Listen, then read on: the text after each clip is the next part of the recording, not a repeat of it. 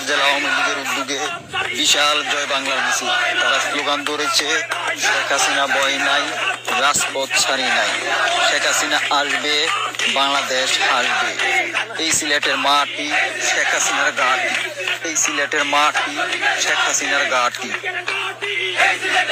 গ্রহণযোগ্য নির্বাচন হবে না, আবার কইেন না যে আবার আমি আওয়ামী লীগ করি। আওয়ামী লীগ একটা বড় দল, তাছাড়া গ্রহণযোগ্য নির্বাচন হয় কেমনে? সারা জীবন শুনে এসেছি আওয়ামী লীগ বিএনপি দুইটা বড় দল, এ হয়তো বা মাঠে এখন নাই, তাকে আনতে হবে। হচ্ছে গিয়ে ভাই, এরা আমাদের মতোই বয়সের ছেলে পেলে, এরা এক সময় ডাল ভাত খাইতো, এখন ওরা প্রাডো, বিভিন্ন বড় বড় গাড়ি, ল্যান্ড ক্রুজার, তারপর হচ্ছে আপনি হেলিকপ্টারে চলাফেরা করে। এদের হাজার হাজার শত শত কোটি টাকা কোথা থেকে পাইছে, আগে সে উৎসটা বের করা দরকার। এরা দেশকে ভালোবাসে না, এরা শুধু টাকাকে ভালোবাসে। এরা দেশকে বিক্রি করে ফেলবে ভাই। এদের কাছে যদি দেশ যায়, দেশ ধ্বংস হবে অতি শীঘ্রই। দেশের নির্যাতনের মাত্রা সবচেয়ে বেশি হচ্ছে আওয়ামী লীগের উপর।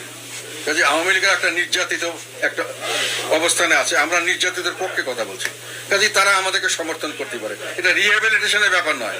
আওয়ামী লীগের মানুষরা মানুষ, আওয়ামী লীগ সংগঠন হইতে পারে, সংগঠনের তারা মেম্বার হতে পারে, কালকে তারা সংগঠনে নাও থাকতে পারে, কিন্তু তারা দেশের মালিক, তারা দেশের মানুষ, দেশের ভোটার, তারা কোনো না কোনো কারণে যাবেই যদি ভোট দিতে আসে।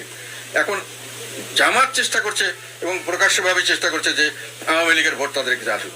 আমি যেটা বিভিন্ন জায়গাতে পাচ্ছি, বিএনপি চেষ্টা করছে যে তাদের কাছে আওয়ামী লীগের ভোট আসুক। তারা বিভিন্নভাবে আওয়ামী লীগের পক্ষে কথা বলছে, সেখানে এটাকে কোনো অপকম্য ধরা হচ্ছে না বা তাদেরকে নিন্দা করা হচ্ছে না। জাতীয় পার্টি যখন বলছে যে আমরা তো কিছু বলি নাই, মানে আশঙ্কা করছে ওনারা আমাদের প্রতিযোগিতা যে বড় ধরনের একটা ভোট ব্যাংক আছে আওয়ামী লীগের, যেটা যদি আওয়ামী লীগ ভোটে না আসতে পারে হয়তো জাতীয় পার্টিকে দেবে। এটা অপরাধ কেন হবে? তাদের অধিকার নাই ভোট দেওয়ার? তাদের অধিকার নাই যাকে ইচ্ছা তাকে চুজ করার?